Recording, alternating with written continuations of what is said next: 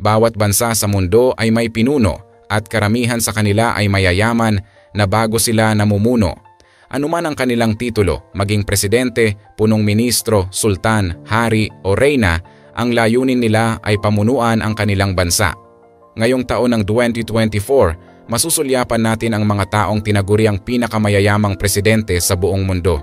Gaano nga ba kayaman ang bawat isa sa kanila? Yan ang ating aalamin. Pang-10, Tamim bin Hamad Al Thani. Si Tamim bin Hamad Al Thani ay ipinanganak noong June 3, 1980 sa Doha, Qatar. Sa kanyang kasalukuyang edad na 43 taong gulang, siya ay humahawak ng mataas na tungkulin bilang emir ng Qatar, ang pinakamataas na pinuno ng bansa. Bilang emir, siya rin ang nagtataguyod ng konstitusyon ng Qatar at ang commander-in-chief ng armed forces. Si Tamim bin Hamad Al Thani ay ang pangalawang anak ni Emir Hamad bin Khalifa. Nang pumanaw ang kanyang nakatatandang kapatid sa pagmamana ng trono noong 2003, siya ang umupo bilang bagong pinuno. Sa labas ng kanyang papel bilang leader, si Emir Tamim ay kilala rin sa kanyang aktibong pakikilahok sa pag-unlad ng sports sa Qatar. Isa sa mga pinakatanyag na tagumpay niya sa larangan ng sports ay ang pag-host ng 2022 FIFA World Cup sa kanilang bansa. Sa ilalim ng kanyang pamumuno, ang Qatar ay nakaranas ng makabuluhang pag-unlad sa iba't ibang larangan, lalo na sa edukasyon at kalusugan. Isa sa mga pangunahing tagumpay niya ay ang pagtatayo ng mga makabago at mataas na kalidad na mga universities at ospital na nag-aambag sa pagtaas ng antas ng edukasyon at pangangalaga sa kalusugan ng mga mamamayan. Pang-9, Hans Adams II.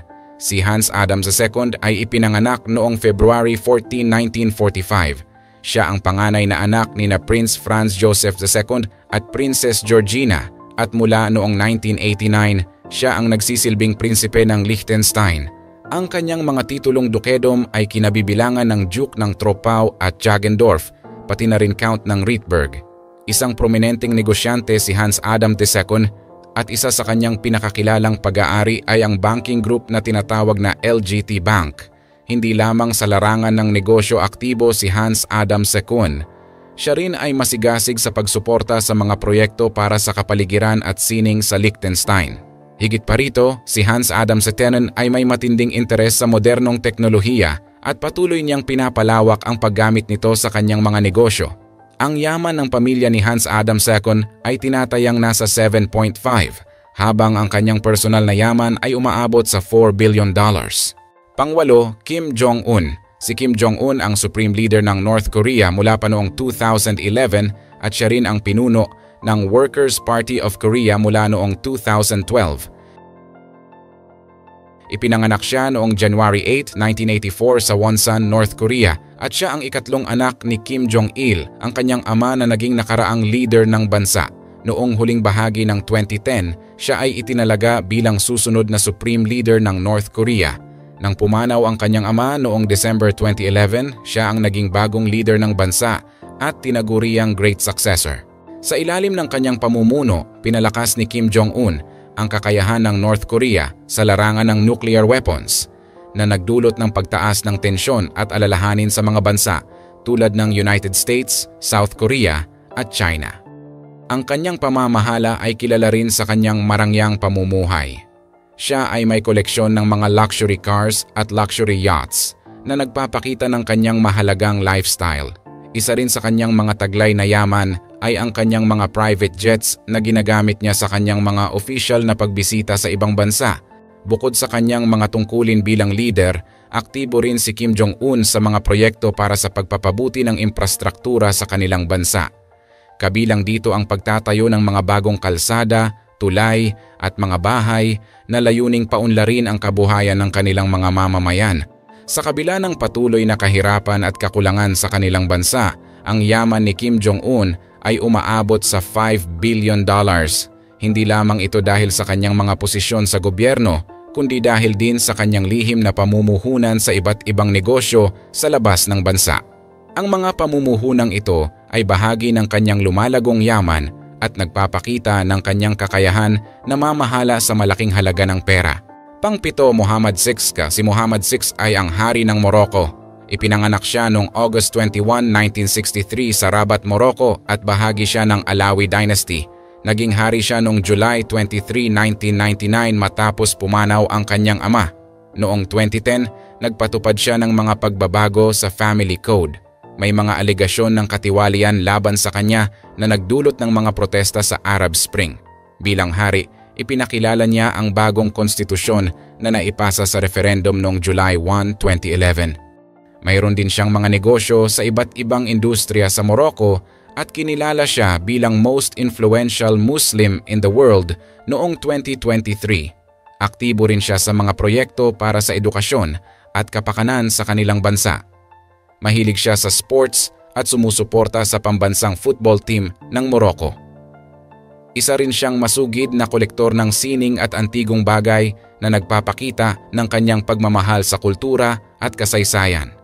Siya ang pinakamayamang hari sa Africa at ang ikalimang pinakamayamang monarko sa mundo na may yaman na $8.5 billion. Pang-anim, Mohammed bin Rashid Al Maktoum. Si Mohammed bin Rashid Al Maktoum ang namumuno sa Dubai at siya ang punong ministro ng United Arab Emirates.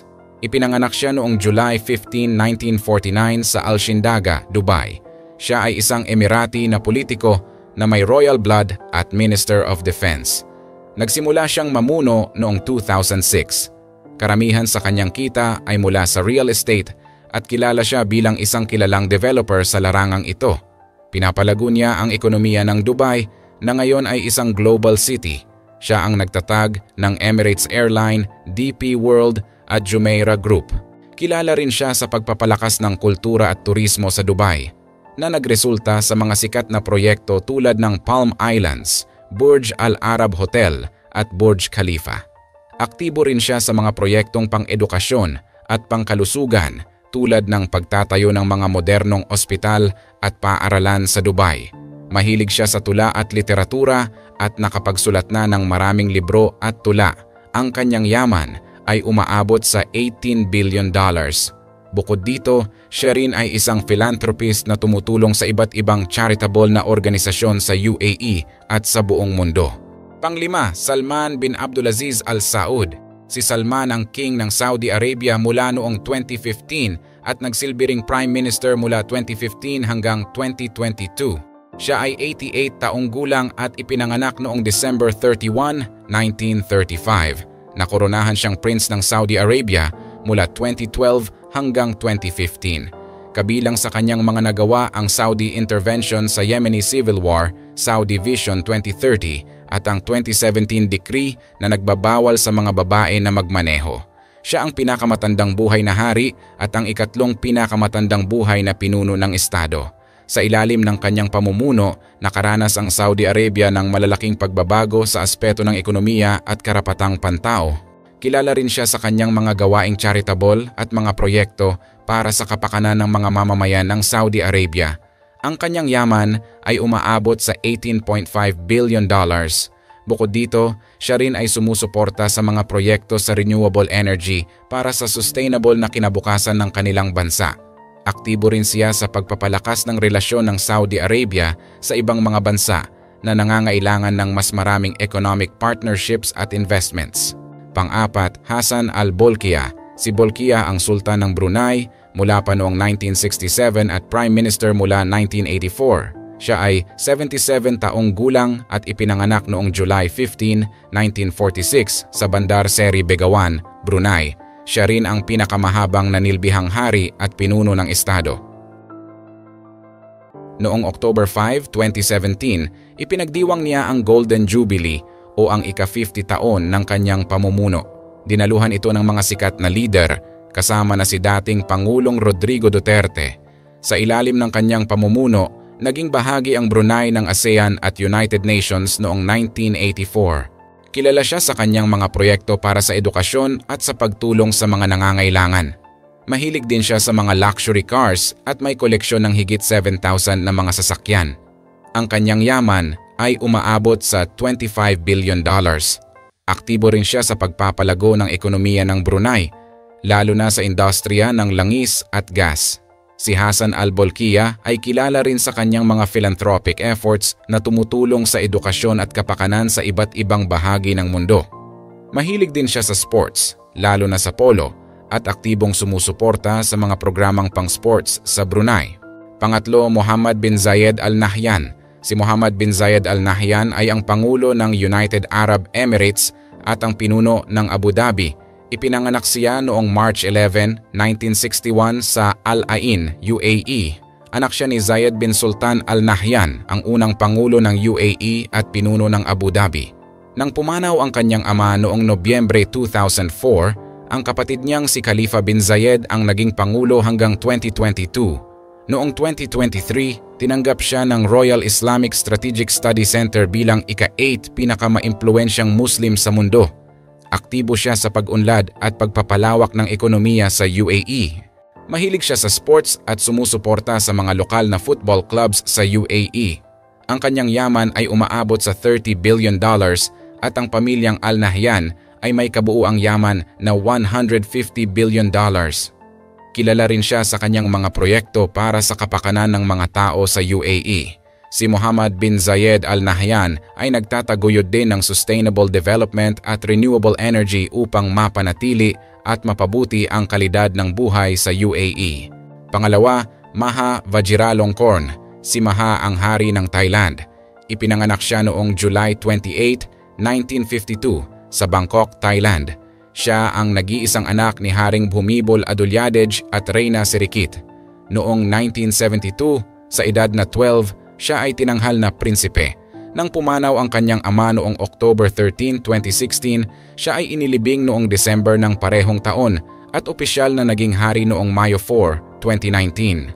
Isa sa mga proyekto niya ang Crown Prince Hospital na tumutulong sa mga lugar na mahirap maabot. Kilala rin siya sa mga gawain para sa kapakanan ng mga Thai at sa kanyang suporta sa sports sa Thailand. Ang yaman ni Hari Maha ay umabot ng $43 billion. Mayroon din siyang negosyo sa mga industriya tulad ng real estate at banking. Tumutulong din siya sa edukasyon sa pamamagitan ng mga scholarship para sa mga batang Thai. At panguna, Vladimir Putin. Si Vladimir Putin ang Pangulo ng Russia at itinuturing na pinakamayamang Pangulo sa Forbes list. Ipinanganak siya noong October 7, 1952. Nagsimula siya bilang KGB Foreign Intelligence Officer sa loob ng 16 years at umangat sa ranggo bilang Lieutenant Colonel. Nagsimula siya sa politika noong 1991 sa St. Petersburg. Pumunta siya sa Moscow noong 1996 at sumali sa administrasyon ni Boris Yeltsin. Nagsilbi siya bilang direktor ng Federal Security Service at kalihim ng Security Council ng Russia at naging punong ministro noong 1999. Nang magbitiw si Yeltsin, naging acting president siya at nahalal muli noong 2004. Dahil sa limitasyon sa termino, naging punong ministro siya sa ilalim ni Dmitry Medvedev at bumalik bilang pangulo noong 12. Nahalal siya muli noong 2018 matapos ang referendum na nagpalawig ng kanyang termino hanggang 2036. Sa kanyang unang termino, lumago ang ekonomiya ng Russia ng average na 7% bawat taon. Kilala rin siya sa kanyang mga pamumuhunan at kontrobersya. Ayon sa mga ulat, ang kanyang yaman ay umabot ng $200 billion. Kilala rin siya sa kanyang mga hakbang sa geopolitics na nagpapalakas sa posisyon ng Russia sa mundo. Mahilig siya sa sports, lalo na sa judo at skiing, at aktibong sumusuporta sa mga programa para sa pag-unlad ng sports sa Russia. Sa kabila ng kanilang kayamanan, ang mga pangulong ito ay may malaking impluensya sa pag-unlad ng kanilang mga bansa. Ang kanilang pamumuno ay tumutulong sa pagpapalago ng ekonomiya at sa pagbuo ng mga makabagong proyekto na nag-aambag sa progreso ng kanilang mga nasasakupan. Sa iyong palagay, naging maganda ba ang impluensya ng mga pangulong ito sa kanilang mga bansa? I-comment mo naman ito sa ibaba at huwag kalimutang i-share at i-like. Maraming salamat.